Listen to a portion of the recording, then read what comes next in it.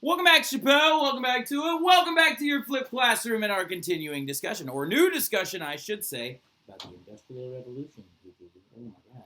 So yes, we are going to now be starting off our conversation about the Industrial Revolution and its rise in Europe and its actual movement throughout the continent, and how it's going to be a lifestyle revolution rather than a political, socio-political. I take that back. There are social elements to it, but it's not as much of a political revolution, right? Like we talked about in France or in the United States, right? We're going to be talking about the mechanization of factories. We're going to talk about the production of textiles in Great Britain. We're going to talk about also how this all started in Great Britain and how it all came off the heels of an agricultural revolution that actually preceded the industrial one, right? So the big thing about it, though, is go ahead and lock in, right? I'm going to stitch in an old flip real quick. That is absolutely fantastic that I recorded last year. And I'll see y'all soon. Y'all good one.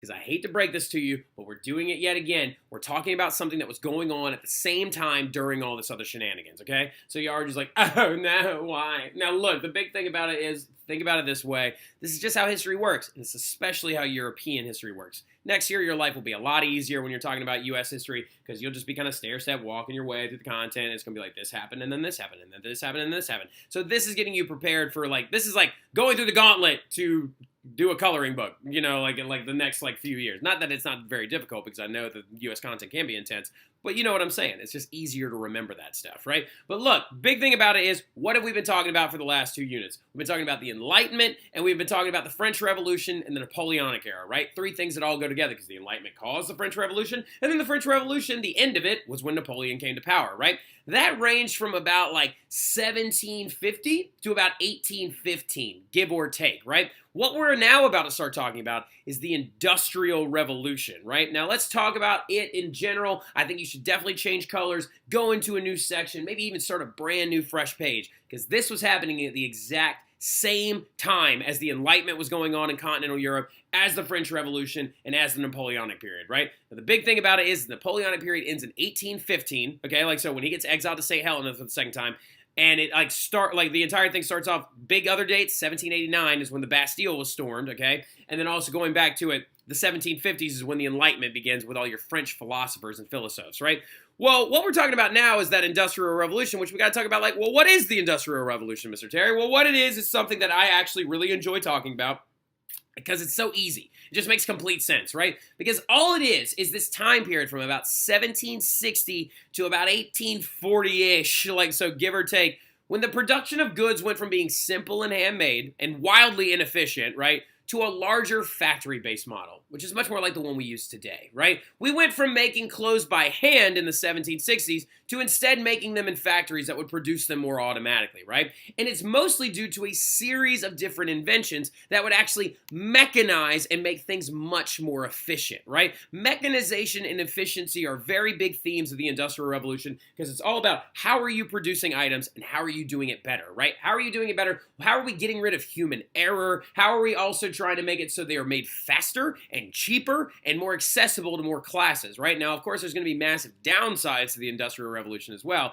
This is not a great time, because as you can see, one of the biggest downsides to the Industrial Revolution is going to be the creation of pollution and stuff like that. And another massive downside is going to be, of course, the life of the worker right here is going to be absolutely awful, even when things are mechanized and stuff like that. Now, also, I don't know, I'm sure you have talked about this a little bit before in middle school and things like that. The Industrial Revolution, people would work really long hours, the machines were really unsafe and stuff like that. Child labor was a really huge issue during that time period as well. So also, though, what your major changes are going to be seen during the Industrial Revolution are going to be in places like textile production. Now, really quickly, if you don't know what the word textiles means, let's go ahead and chat about that real quick. Also, speaking of child labor, you can actually see textile production in this photograph that has child labor in it, right? What is this little boy actually preparing to reload? It is a spool of thread, right? Because he works in a textile factory. Textile is cloth, okay? This is a textile, okay? So it's the creation of cloth and other cheap cloth items, right? Now, other things about it as well, you're going to see the creation of major changes in factory systems. Mining of iron and coal is going to be really big for any of our Minecraft fans out there. We're going to talk about smelting at one point in class. It's going to be a good time. Now, the big thing about it, though, also the refinement of metals and transportation. You also see a population explosion, which is another thing we'll talk about a little bit later on. Now, going into it, though, the one thing out of all those changes that I don't really spend any time talking about, because I feel like it's pretty obvious, is the transportation one, right? We're going from horses and buggies and horses and carts to moving in the direction of locomotives, trains, chugga chugga chugga chugga ah, with, like DC and Genevieve all aboard the choo-choo train. I can't put a clip of that video in here because Mickey Mouse will ban my video. I tried to do it last year and they were like, "Where's the flip, Mr. Terry?" And Mickey was like, "Ho ho, too bad you can't do it today." Like, so, and literally just blocked my like video from the entire internet, right? But transportation wise, we're just getting more efficient. We're moving to locomotives, steam powered boats and stuff like that. And so the Industrial Revolution is going to wildly change how people move around, okay? So like the thing about it though is like to give you a graphic to look at real quick, just let's look at this real fast, okay? This is how cloth was made before the Industrial Revolution. By hand on a device called a loom or a lap loom, right? This is how people moved around before the Industrial Revolution. In a wagon with a horse and a buggy, right? So like then also, these were our social classes before the Industrial Revolution. You had your king, your nobles and your charge officials, your knights and vassals, your serfs and your peasants, and your feudal system, right? Well, then what's going to become very, very big in the Industrial Revolution is things more like this. Factory systems, locomotives, and new social classes that are going to pop up. We're going to see the middle class be born and rise. Well, the middle class is there already, but it's going to grow tremendously quickly, and it's going to become the largest class out of all of them. And then the working class at the very, very bottom, which is really, really messed up. But the other big question about it is, if this is happening at the entire time while the French Revolution is going on, the question is, where is it happening? Because how is it possible? Because Napoleon took over like the entire continent of Europe. So how is an industrial revolution happening under Napoleon's nose that he doesn't know about, right? It's all about where it's going down. And it's going down in Great Britain. But the better question is, why is it going down to Great Britain, right? So like, why is the Industrial Revolution starting and beginning in Great Britain and will eventually spread to the rest of the continent? But why is it going down there versus everywhere else, right? Well, a lot of it has to do with the things that Great Britain has that the continent does not, right? Well, one big one is that it's an island, right? It's an island and it has colonies everywhere, right? The fact that it's an island kept it separate from the rest of the continent while these different things are going on, but also on Great Britain, if you're standing on Great Britain, you are never more than 50 miles away from a waterway that it can actually get you access to a trade port or city, right? There are canals, and canal construction was going to be very easy in the fact that, like, on this island. And then also, the other big thing about it is that Britain had colonies all over the place, right? It had colonies in India. It had colonies growing in places like Jamaica. It had colonies growing like in different areas all over the planet. The Falkland Islands and things like that off the coast of South America. Britain had access to not only its own waterways, but could then use them to trade goods back to their own colonies after they used the raw materials that had actually come from them, right? Now, also, another big thing about that is if you have a trade and like big, very, very, very large amount of boats and have a big trade company, what's the name of that big trade company that we talked about in the past, that this is going to be the exact same one? It's going to be called the East India Company, right? That EIC, still very large, still very powerful, and moving goods all over the planet by this point. Now, also, though, they had a massive naval fleet that we've talked about before already.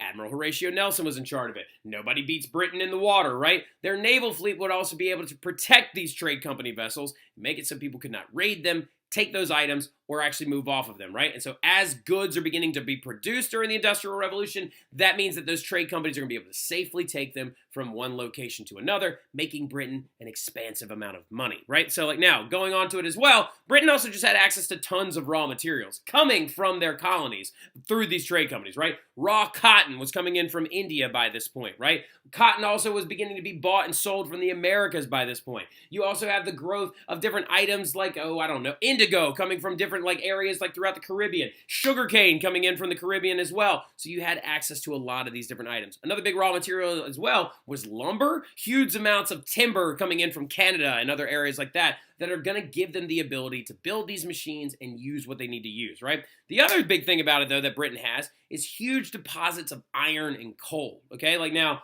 this is really important for their growth because as these products begin to be increased, they need to lay rails to move them from one location to another. The rails are made out of iron, right? So, and they have tons of iron in Britain, and it's also close to the surface, right? Some people actually always ask, like history professors, they're like, okay, but we understand that China also has really large deposits of iron and coal. Why didn't they use them? Why didn't the Industrial Revolution happen there first? They've always been like hundreds of years more advanced in scientific study than many of the European countries. Well, the biggest reason behind it is that that the iron and coal deposits are close to the surface in Great Britain, so the mines didn't have to be dug very deeply. Whereas in China, they're actually much deeper, all right? So like now, coal is also going to be used in the production of iron, and it's also going to be used in the production of many other items using the smelting process, right? Then also the other big thing about it is that Britain's also just separate from the continent, right? It's separate from the continent. So when the French Revolution breaks out, they're not touched by it. When Napoleon is taking over all of Europe, Britain's like, whatever, bro, we're just going to keep trading. Even when Napoleon tries to set up the continental system to prevent these cheap goods coming from Britain,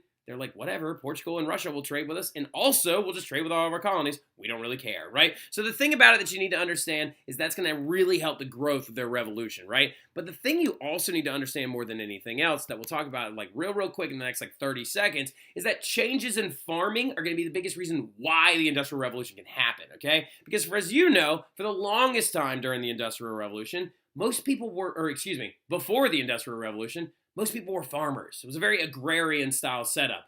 To live, you had to farm, and you had to farm in ways that were very unproductive and took your entire day, right? Well, in the 1600s, an agricultural revolution will actually change the old way of farming, making a new, more efficient system providing workers for the factories as the factories rise up, called the open field system, right? We talked about how that was the really old way of farming during the Middle Ages and stuff like that, the feudal way of farming, where basically there was a village that was actually like a village operated by serfs and peasants and stuff like that that actually sat on a lord's land, right? So like all this stuff right here is the land of the lord, okay? And the lord, of course, would live in the manor house and then would have all the necessary things around him, and all the serfs and like communal farmers would live here. They would like plant certain strips of land so that the land would actually be cultivated for the Lord for him to sell and make money off of his goods, but the rest of it is all common field, right? And all these little strips were primarily farmed with things like wheat or barley, right? Now, getting into it though, just so you understand, all of this stuff was communally shared, which had its ups and downs, right? But it wasn't very efficient because you had to rely on the entire village to do what they were supposed to, plant things properly, and take care of their strips of land.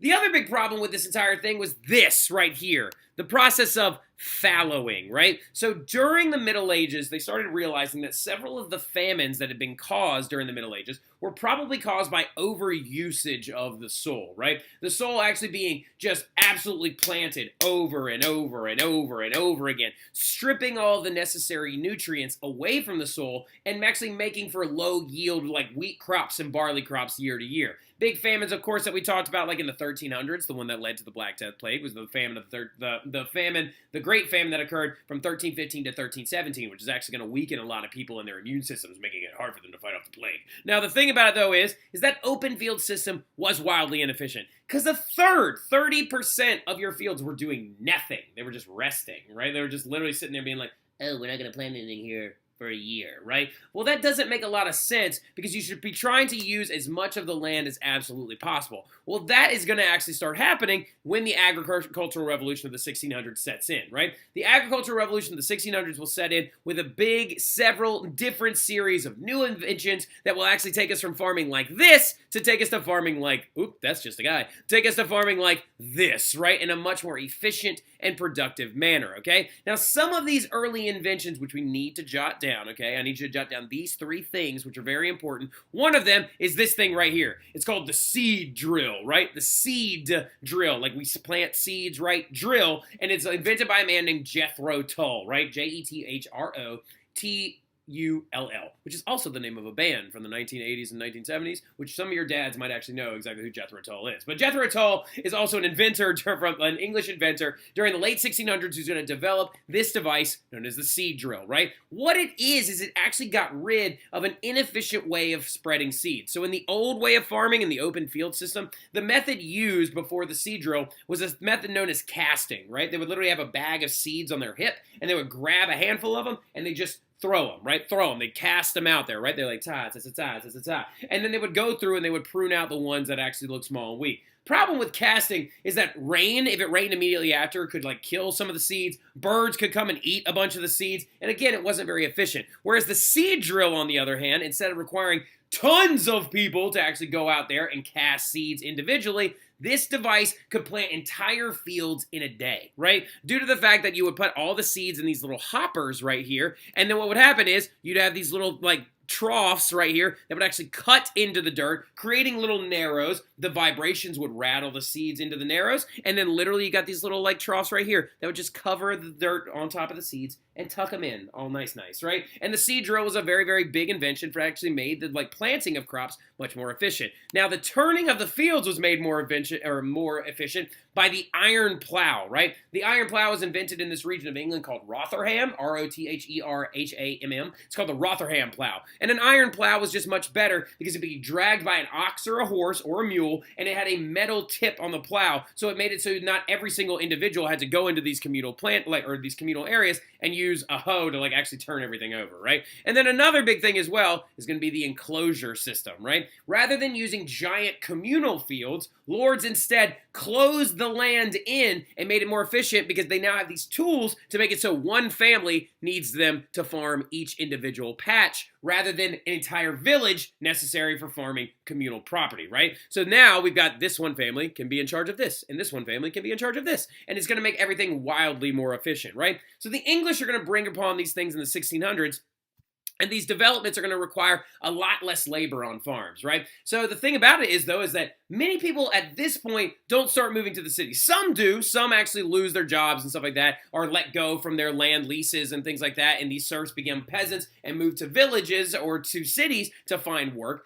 But a lot of them actually start making money at their homes at an hourly rate, right? Now, we'll talk about that here in about 2 seconds because it's called the Industrious Revolution, but a lot of people are going to start using their spare time to make money at an hourly rate. And if you're making money at an hourly rate, that's going to cause a consumer revolution, and people are going to have money in their pockets to go out and buy things, which is really big. Now, another thing that does come along as well to help famine resistance is something that, of course, the Dutch created because they're the best, right? The Dutch are actually going to create this system, and they're also known as the Low Countries at this point. This system known as crop rotation, right? Now, crop rotations is when the landowners would assign to each enclosure and family a specific crop, which is going to help increase yields, right? They're going to be like, all right, Strimlau family, you're planting turnips this year. All right, the Sauvage family, you're planting clover this year. The Meyer family is planting barley, and then the Wolf family is going to plant wheat, right? And then following the next year, they would just simply take the crops and rotate them, right? Because certain crops do not only take nutrients from soil, but certain ones of them actually give nutrients back to soil, which is a very, very interesting thing. This is going to actually require, again, less people, because one family can farm this one specific product throughout the year, and it's going to be much more efficient, and there's going to be even more time to work on the side. Now, this right here is the original crop rotation system actually created by the Dutch, and who's going to actually bring it to England is this guy named Robert Townshend, right? And his nickname was called the Turnip, right? They called him Robert Turnip Townshend, right? So the thing about it, though, is that he actually brings this in. He's like, look, the Dutch have been doing this phenomenally well. Not only are they reclamating land and taking it back from the ocean, which is absolutely bananas. We're not going to get into that right now. But they also created this system to where literally if you use this 4-field crop rotation system, the soil will be perfectly usable every single year. Because when you rotate them, there's 2 very important ones in here. Barley and wheat, we know what they're made for. It's used for making beer and also for making bread, right? Mainly for making bread. The turnips right here, though, are really important because they're a winter crop that can actually also keep people alive as a very good food staple. And the other big thing about it is you can't harvest every turnip because they actually bud off of each other, kind of like potatoes do. And the reason why is you can eat the greens, but when they bud off of one another, some of them will be left behind in the soil, will die, and turn into natural compost, right? Clover, on the other hand, was planted not for eating, but for farm animals to eat. It was a pasture crop, right? And what happens when farm animals eat bunches of clover? They poop. And when they poop, that manure actually goes into the soil and creates a more nutritious system, and then we actually have better soil for the turnips. And then we literally keep just rotating them throughout. And these crop rotational systems are going to make better crop yields year to year and require less and less people and make us even more famine resistant.